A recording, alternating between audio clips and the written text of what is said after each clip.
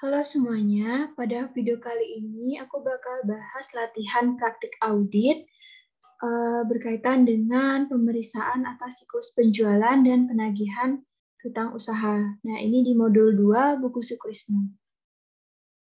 Nah, kalau kemarin kan udah ke perencanaan. Nah, sekarang lanjut ke bagian pemeriksaannya. Yang pertama di sini ada informasi terkait dengan pengendalian internal dari klien kita yaitu PT Sugus berdasarkan internal kontrol kuesioner yang telah diselesaikan. Nah, di sini ada beberapa pertanyaan terkait penjualan dan piutang. Nah, di sini ada beberapa yang jawabannya tidak. Masih ada beberapa kelemahan ya di pengendalian internal PT Sugus. Yang pertama itu apakah nota kredit terkontrol dengan pemberian nomor urut tercetak? Nah, jawabannya enggak ada pemberian nomor urut. Nah, di situ ada resiko berarti pencatatan yang fiktif atau misalnya lupa untuk mencatatnya. Kemudian ada juga ini, apakah pencatatan di kartu piutang itu sering bergilir? Jawabannya enggak.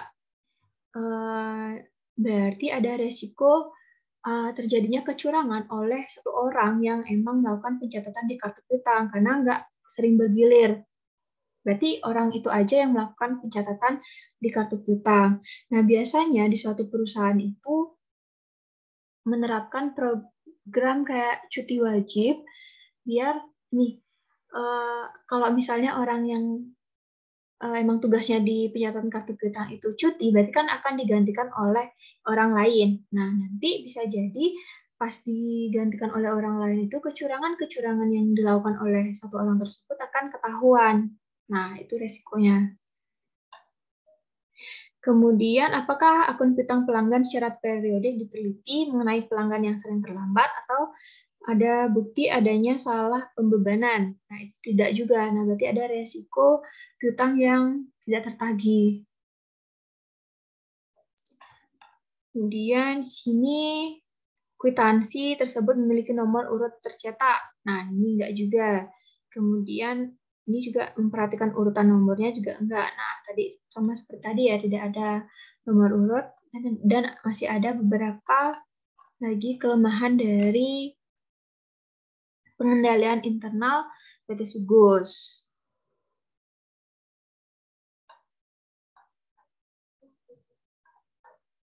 Lanjut, di sini ada program auditnya. Tujuan auditnya ada beberapa untuk piutang usaha dan penjualan. Untuk piutang usaha itu piutang usaha yang tercatat merupakan tagihan yang sah dan merupakan milik perusahaan, hak perusahaan, validity and ownership.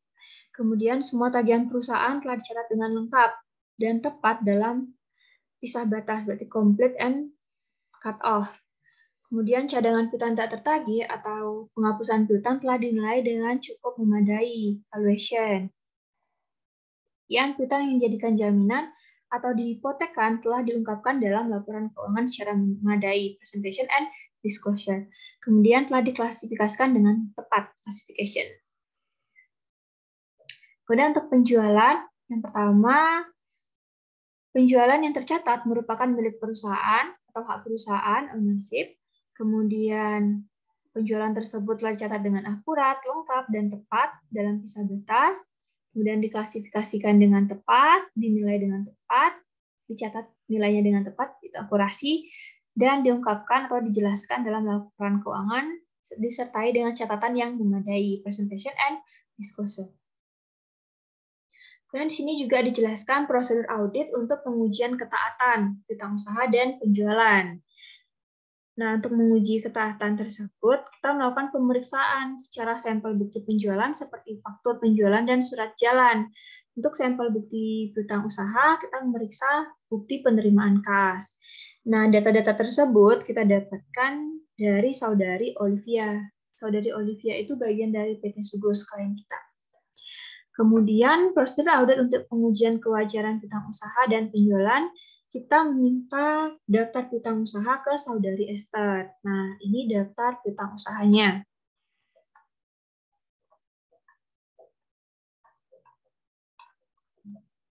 Nah, lanjut. Nah, sebenarnya kita kan melakukan vouching ya, pemeriksaan vouching atas jurnal penjualan. Dan ditemukan hal-hal sebagai berikut. Sebenarnya kita melakukan vouching. Secara nyatanya, biasanya melakukan vouching. Tapi ini datanya, atau hasil pemeriksaannya sudah diberikan. Kalau ada kesalahan-kesalahan yang kita temukan pada saat pemeriksaan vouching.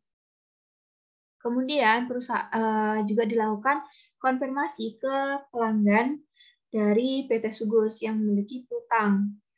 Yang memiliki utang di PT Sugus. Berarti kan si PT Sugus nyatanya sebagai piutang ya. Pada tanggal 14 Januari dan 1 Februari 2019 untuk saldo di atas 10 juta dengan hasil sebagai berikut. Nah, ini informasinya. Kemudian prosedur alternatif dilakukan atas konfirmasi piutang yang tidak dijawab atau tidak setuju. Kemudian untuk keperluan uji pisah batas, kita memilih 5 transaksi sebelum dan setelah tanggal 31 Desember untuk diuji. Nanti ya. Kemudian ada beberapa informasi terkait dengan PPN keluaran, kemudian terkait dengan penjualan. Nah, penjualan kita juga kalau mau mengaudit berarti kita harus tahu dulu bagaimana kebijakan-kebijakan di klien kita. Nah, untuk penjualan itu PT Sugus syarat pengiriman barangnya itu adalah FOB destination. Kemudian ini penjualan diakui pada saat penyerahan barang kepada langganan dan kredit yang lamanya 1 bulan. Kemudian catatan kurs dolar yang ditetapkan oleh Bank Indonesia pada tanggal 31 Desember 2018 adalah 15.000. Nah, itu nanti yang kursnya ini ada piutang yang dalam mata uang asing. Oke, di buku 2. Nah, untuk di buku 2 ini ada disediakan kertas kerjanya. Nah, kita disuruh untuk melengkapi kertas kerjanya.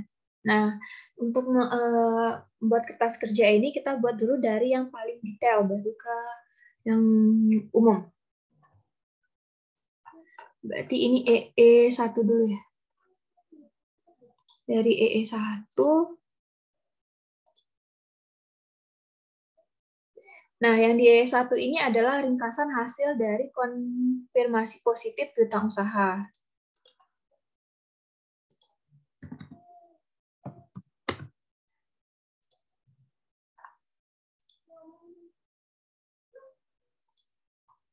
Nah, disebut aja ya.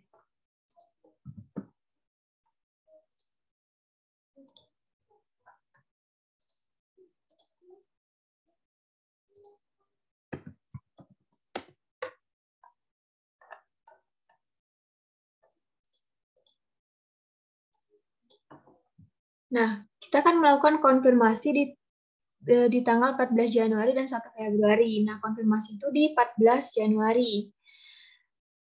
Nah, untuk yang di EE1 ini kita meringkas berapa sih saldo yang menurut konfirmasi, kemudian berapa yang selisih atau setelah dikonfirmasi itu ternyata tidak setuju dengan saldonya, dan berapa pelanggan dari PT Sugus yang tidak menjawab konfirmasinya. Ini konfirmasi positif ya yang dilakukan. Oke, biar gampang ini dulu. Nah, ini nama pelanggan dari PT Sugus, kemudian ada alamatnya, kemudian jumlah per kliennya juga ada.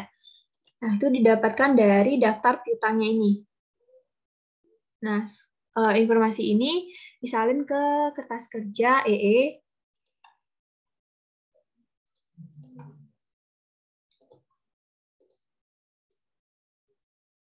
Nah, untuk jumlah per kliennya juga ada ya. Sini. Misalnya, nih PT Tempo saldo akhirnya 15 juta. Nah, dibuat dulu per kliennya, kemudian hasil konfirmasinya. Nah, untuk hasil konfirmasinya itu, sini kan ada NR, RD, sama CB ya. Nah, itu NR itu berarti no replies atau tidak dijawab, kemudian RD itu reporting different, berarti jawaban dari pelanggannya itu saldonya beda. Kemudian kalau CB itu confirm balance, udah sama saldo antara PT Sugus dengan pelanggannya. Kita mulai dulu dari ini. Oke. Yang pertama, PT Krakatau tidak menjawab konfirmasi 1 dan konfirmasi 2 juga tidak dibalas. Nah, berarti konfirmasi 1 PT Krakatau. PT Krakatau konfirmasi 1 tidak jawab, berarti NRNR. Kemudian yang kedua, PT Merdeka menjawab pada tanggal 21 Januari 2019 sebesar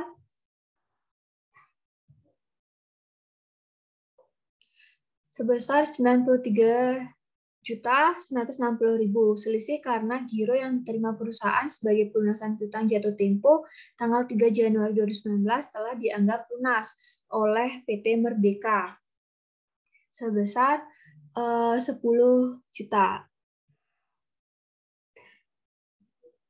Nah, kita harus tahu dulu bagaimana pencatatannya. Nah, di sini ada kebijakan penerimaan kasnya.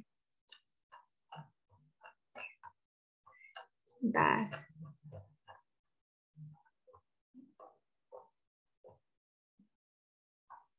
Nah, ini cek giro mundo dicatat dalam buku tersendiri oleh kasir dan pada hari jatuh tempo. Nah, berarti catatnya pas udah jatuh tempo ya.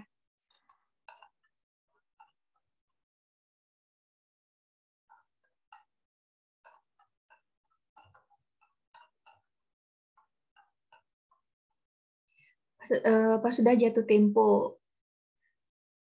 Ini jatuh temponya tanggal 3 Januari 2019, tapi udah dianggap lunas oleh PT Merdeka. Nah, berarti dicatat dulu RD 10 juta. Selisihnya sebesar 10 juta. Kemudian PT Nuansa tidak menjawab konfirmasi 1 dan konfirmasi 2.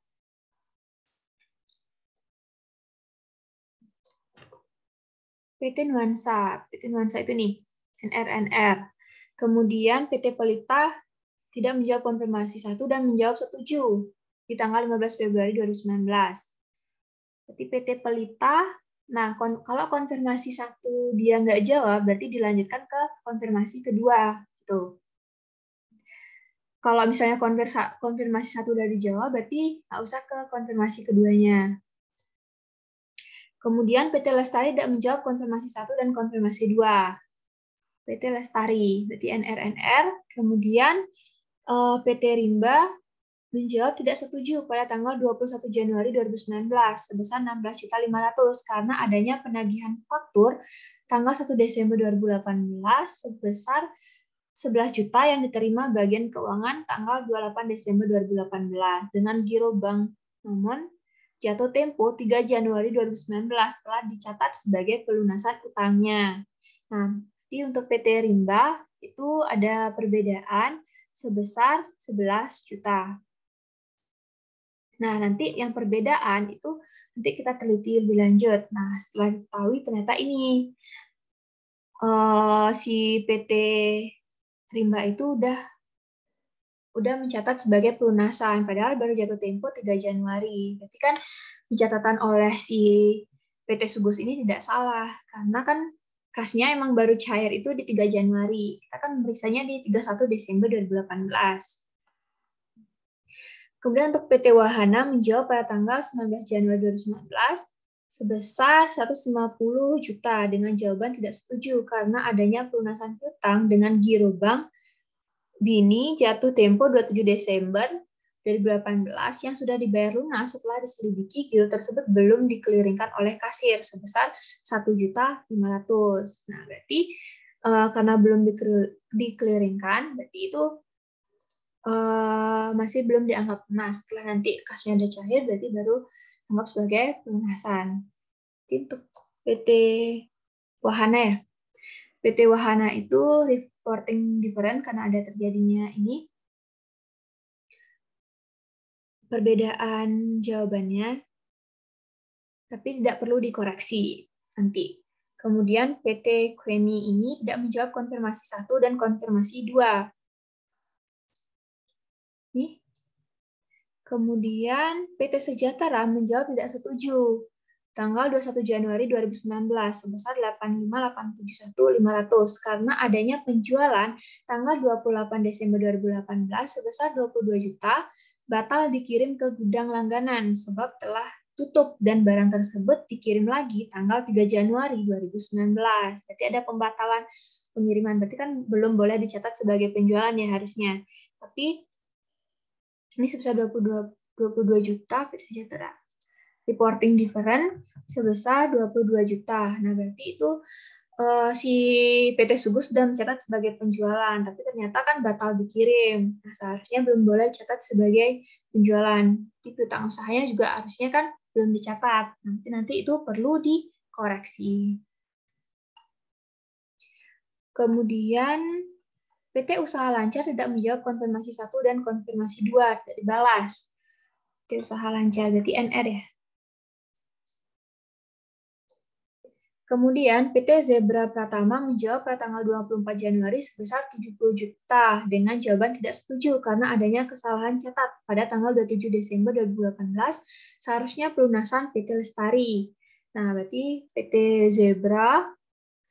Nah, ini dia reporting different sebesar selisihnya 70. Sebenarnya kan sebesar 70 juta, tapi di catatan kita itu tuh 55 juta, berarti ada selisih 15 juta. Nah, nanti sebenarnya kita teliti lebih lanjut lagi kenapa sih terjadinya perbedaan ini. Nah, ternyata setelah diselidiki itu karena kesalahan pencatatan. Seharusnya pelunasan PT Lestari, tapi malah dicatat pelunasan piutang PT Zebra. Kemudian untuk PT Zeira menjawab pada tanggal 18 Januari sebesar 158.600 dengan jawaban tidak setuju karena adanya pelunasan piutang dengan giro BIIB jatuh tempo 28 Desember 2018 yang sudah dibayar lunas. Setelah diselidiki lebih lanjut, ternyata perbedaan itu disebabkan karena belum dikeliringkan oleh kasir sebesar 400.000. Berarti ada perbedaan 400.000, tapi tidak perlu dikoreksi karena emang belum dikeliringkan oleh kasir. Setelah dikeliringkan, berarti baru catat sebagai pelunasan piutangnya. Kemudian PT Orientasi tidak menjawab konfirmasi 1 dan konfirmasi 2. Nah, setelah diselidiki lebih lanjut, ternyata diketahui di surat kabar itu perusahaannya sudah pilot dan pemiliknya kabur ke Swiss. Nah, berarti PT Orientasi kan NR. Nanti itu berdasarkan informasi tersebut, nanti piutangnya harus dihapuskan. Karena kan udah bangkrut tuh PT Orientasinya, udah pilot. Kemudian untuk PT Tempo menjawab tidak setuju atas saldonya. PT Tempo, PT Tempo 15 juta. Nggak setuju, karena dia menganggap dia itu udah nggak punya utang lagi, karena sudah membayar tunai di tanggal 20 Desember 2018. Setelah diselidiki, ternyata uang tersebut dibawa kabur oleh salesman. Nah, berarti kan reporting different sebesar 15 juta. Nah, itu perlu dikoreksi, karena sebenarnya kan ada di lunasi, tapi malah dibawa kabur oleh pegawainya, salesman-nya. Kemudian Forbox ini menjawab pada tanggal 24 Januari sebesar USD 20.000 dengan jawaban setuju. Kemudian untuk Royal juga setuju, berarti CB, confirm balance. Nah, di sini dapat dilihat kalau yang udah menjawab konfirmasi 1, FD, RD, CB ini nih, nggak dikonfirmasi lagi yang kedua. Tapi kalau misalnya belum menjawab konfirmasi 1, dilanjutkan dengan konfirmasi 2. Nah, kemudian ada penerimaan setelah tanggal neraca. Nah, kalau misalnya konfirmasinya nggak dijawab, NR, nah itu kita bisa prosedur alternatifnya itu dengan melakukan pengecekan, pemeriksaan ke penerimaan setelah tanggal neraca. Nah, di sini ada beberapa penerimaan setelah tanggal neraca sampai dengan 28 Februari 2019. Untuk PT Krakatau ada jumlah pelunasan piutang sebesar 22 juta. 22 juta. Nah, di sini kan ada selisih ya. Kita nyatetnya 33 juta, tapi penerimaannya 22 juta. Nah, 11 juta ini nih perbedaannya karena apa? Masih ada 11 juta kan piutangnya. Apa karena kita yang salah catat atau bakal dilunasi nanti ke depannya lagi oleh si PT Krakatau. Nah, itu nanti kita harus teliti lagi. Kemudian PT Merdeka 103.960. Merdeka yang mana? 103.960. Nah, ini.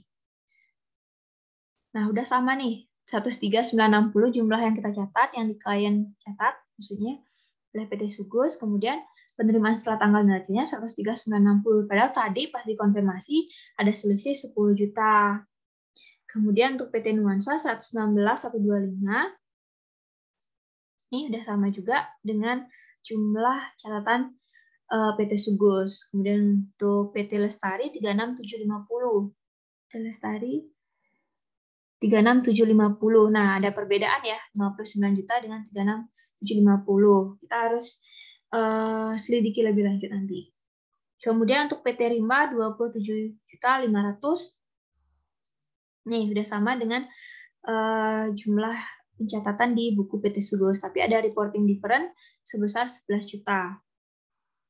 PT Rimba, oh ya, ini karena tadi ya nggak perlu dikoreksi karena ini jatuh temponya baru 3 Januari 2019. Kemudian Queenie ini nih 132 juta. 132 juta. Udah sama dengan jumlah per kliennya. Lanjut PT Sejahtera 85.871.500. Nah, tadi kan ada kesalahan ya dari PT Sejahtera. Nih, karena udah dicatat sebagai penjualan, padahal barangnya itu dibalikkan lagi karena tutup pelanggannya. Kemudian untuk PT Usaha Lancar 368.989.140. Nih, udah sama untuk PT Usaha Lancar, tapi perlu diselidiki lebih lanjut lagi untuk PT Usaha Lancar. Nah, karena ada setelah hasil pemeriksaan vouching ini ada kesalahan pencatatannya. Nah, hasil dari sini kita ringkas di EE1 dan EE2. Berapa yang di EE1 ini untuk ringkasan hasil dari konfirmasi positif piutang usaha di konfirmasi yang pertama, yaitu tanggal 14 Januari 2019. Jumlah konfirmasi yang menurut saldonya menurut konfirmasi ada 2. Nah, berarti yang CB, yang ini, ada 2. Kemudian untuk yang reporting difference, dia ada 7. Hitung dari sini, RD-nya ada berapa? 7. Kemudian yang tidak kembali atau yang tidak dijawab itu ada 7. Yang NR berarti nanti dijumlahin. Kemudian total yang dikirim dijumlahin aja, ini ada 16. Lanjut ke saldo menurut konfirmasi, ini 272 juta didapat dari 90 juta ditambah 182 juta. Yang for box sama Royal. Di sini nih. Di sini kan dalam ini ya, USD harusnya. Dolar.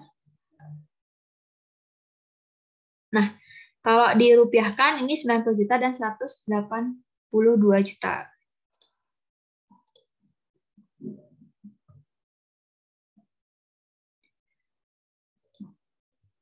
Kemudian selisih yang dilaporkan, nah kita jumlahkan aja yang RD nih. Yang RD di sini. Nih, yang konfirmasi pertama 13960 tambah 17871 tambah 151.500 tambah 27.500 tambah 15 juta tambah 55 juta tambah 159 juta. Dapatnya ini 619.831.500. Kemudian ada selisih kan sebesar 44.900 dapat dari ini. Jumlahin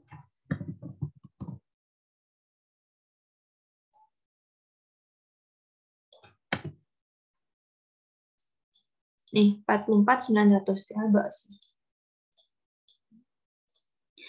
Kemudian yang tidak kembali berarti yang NR dijumlahin. Kemudian total yang dikirim kan 16. Nah, ini jumlahin.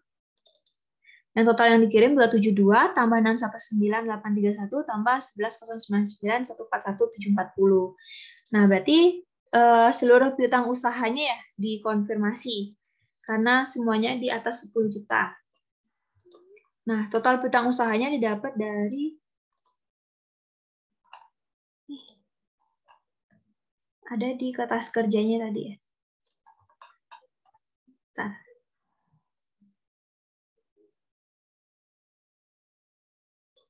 Nah, piutang usaha di 2018 itu totalnya adalah 11.992.973.240. Kemudian di 2017 8.497.922.298. Ini yang persentase tahun lalu 2017. Untuk persentasenya dibagi aja persentase tahun berjalan. Nah, 272 dibagi dengan total piutang usahanya ini di 2018 11.990. Kalau yang tahun lalu berarti ini 272 dibagi dengan 8497. Kemudian untuk yang EE2 berarti ini untuk konfirmasi yang kedua 1 Februari 2019. Sama juga caranya, untuk saldo menurut konfirmasi itu ada satu, yang confirm balance, yang ini. CB, nih, 10357.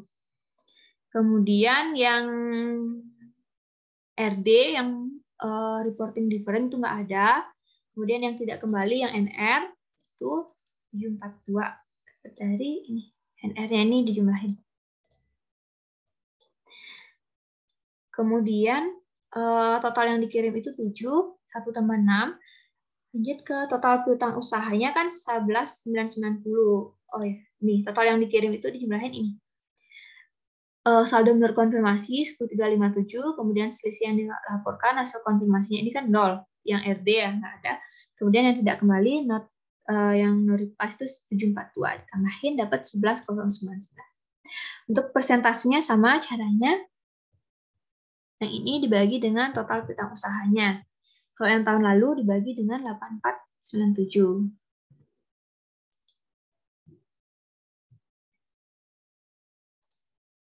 Oke, udah untuk yang kertas kerja EE1, EE2 sama EE.